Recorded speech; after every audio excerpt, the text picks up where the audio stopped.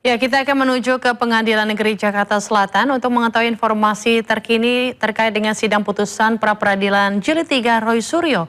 Sudah ada Salam Pulungan dan juru kamera Ahmad Putra. Selamat siang, Salam. Salam, bisa Anda jelaskan alasan hakim menolak pra-peradilan Roy Suryo kali ini? Silakan.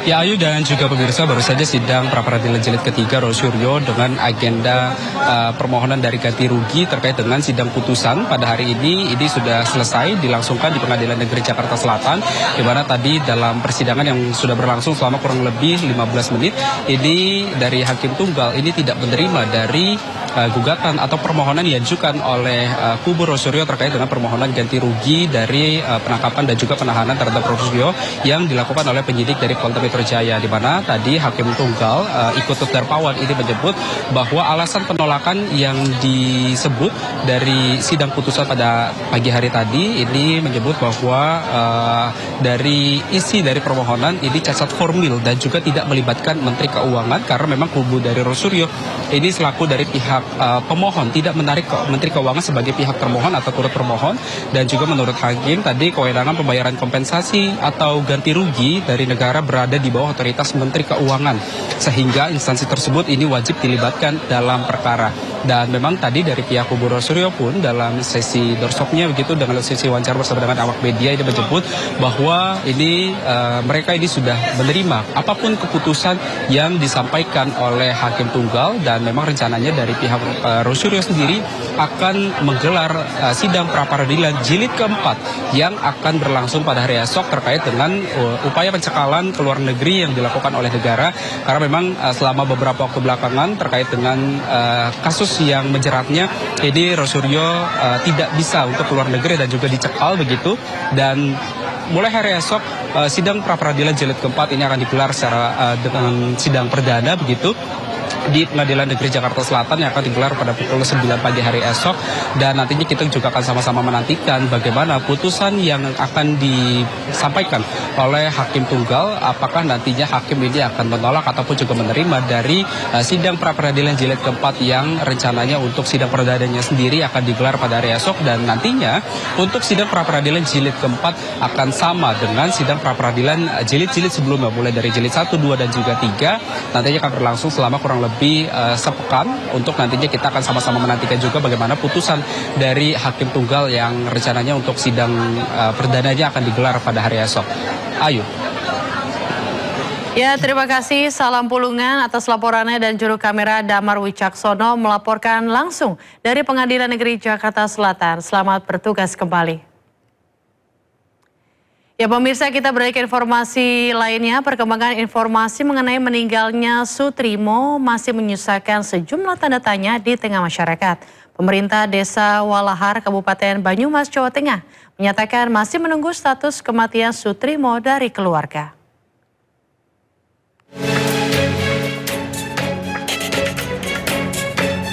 Kepala Desa Walahar Narsing mengatakan Sutrimo merupakan warga Desa Walahar, namun selama bertahun-tahun Sutrimo diketahui lebih banyak berada di luar daerah karena bekerja di lingkungan Jampitsus.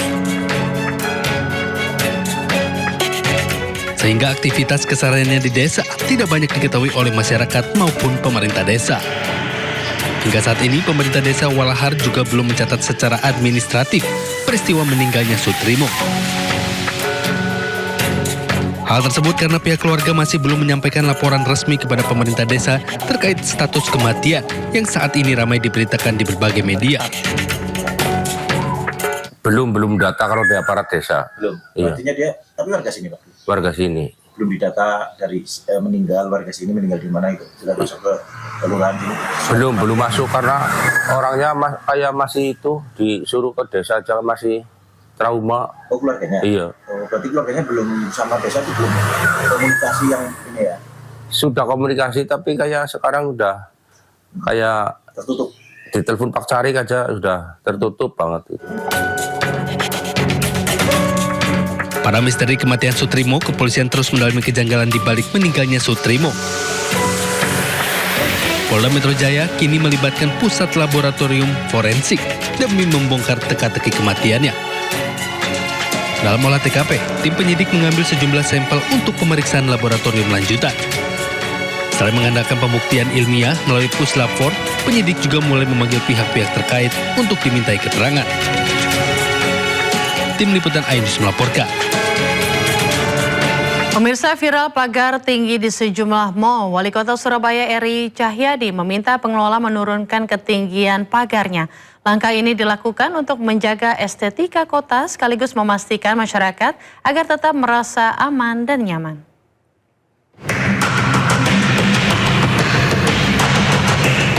Gaduh soal pemasangan pagar tinggi di depan mal di Jakarta dan Surabaya mengundang perhatian sejumlah pihak, tak terkecuali Wali Kota Surabaya Eri Cahyadi. Eri mengaku telah berkoordinasi dengan pengelola sejumlah pusat perbelanjaan terkait pemasangan pagar di area tersebut. Di antaranya Royal Plaza, Tunjungan Plaza, serta Pakuan Mall. Eri tidak meminta pagar mall dibongkar, melainkan direndahkan. Menurutnya pagar yang terlalu tinggi dapat mengurangi estetika kota sekaligus menimbulkan kesan bahwa kondisi keamanan di Surabaya tidak kondusif. Jadi kita sudah meminta mereka untuk menurunkan, tidak terlalu tinggi. Tapi karena memang ini bukan semua, jadi kenapa kami tidak menyampaikan hal itu? Karena tidak semua mall kan di Surabaya ini, hanya 2 atau 3 mall saja yang ada di Surabaya yang model begitu.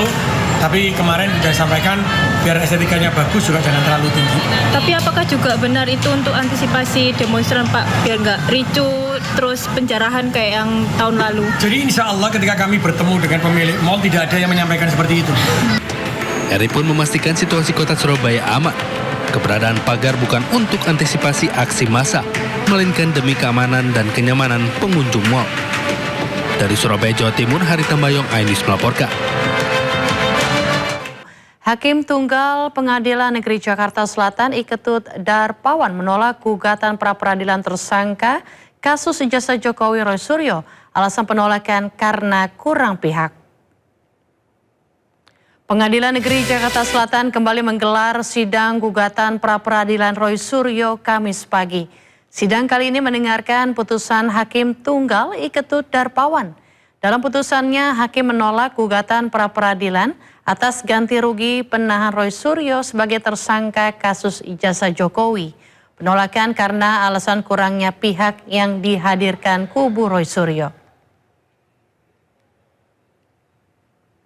Menimbang bahwa berdasarkan ketentuan tersebut di atas, oleh karena yang diberikan kewenangan oleh negara untuk melakukan pembayaran ganti kerugian adalah menteri yang menyelenggarakan urusan pemerintah di bidang keuangan, yang dalam hal ini adalah Menteri Keuangan, maka Menteri Keuangan harus ditarik sebagai pihak dalam perkara ini. Menimbang bahwa dengan tidak ditariknya Menteri Keuangan sebagai pihak, maka permohonan ini mengandung cacat formil karena kurang pihak. Dengan demikian, maka sudah sepatutnya permohonan pemohon dinyatakan tidak dapat diterima. Menimbang bahwa oleh karena permohonan pra-peradilan pemohon dinyatakan tidak dapat diterima, maka biaya yang timbul dalam perkara ini haruslah dibebankan kepada pemohon sejumlah nihil. Mengingat pasal 173, pasal 175 ayat 5, pasal 365 KUHP, pasal 11 Peraturan Pemerintah Nomor 27 1983 sebagaimana telah diubah dengan Peraturan Pemerintah Nomor 92 Tahun 2015 tentang perubahan kedua atas Peraturan Pemerintah Nomor 27 Tahun 83 tentang pelaksanaan KUHP dan peraturan perundang-undangan lain yang bersangkutan, menetapkan menyatakan permohonan pra-peradilan pemohon tidak dapat diterima.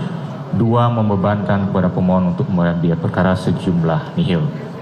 Demikian diputuskan pada hari Kamis, tanggal 6 Agustus 2026 oleh Ketut Darpawan SH, Hakim Pra-Peradilan pada Pengadilan Negeri Jakarta Selatan, dan diucapkan dalam sidang terbuka untuk umum pada hari dan tanggal itu juga oleh hakim tersebut dibantu oleh Minati Indriani SMH, panitera pengganti, serta dihadiri oleh pemohon dan kuasanya, kuasa termohon tanpa hadirnya turut termohon.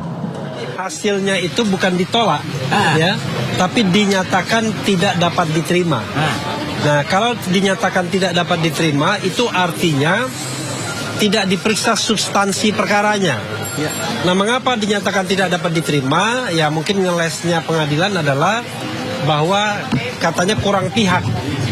Jadi pihak yang harus juga turut dimohonkan adalah Kementerian Keuangan sebagai kasir negara atau bendahara negara, sehingga nanti kalau dikabulkan tuntutan ganti ruginya, maka kemudian bisa dibayarkan, bukan hanya kemenangan di atas kertas, on the paper.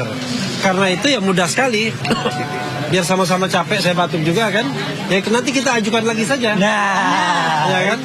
Kita ajukan lagi permohonannya, lalu kita jadikan nanti tidak hanya pihak kejaksaan, tetapi juga pihak Kementerian Keuangan menjadi pihak yang turut termohon.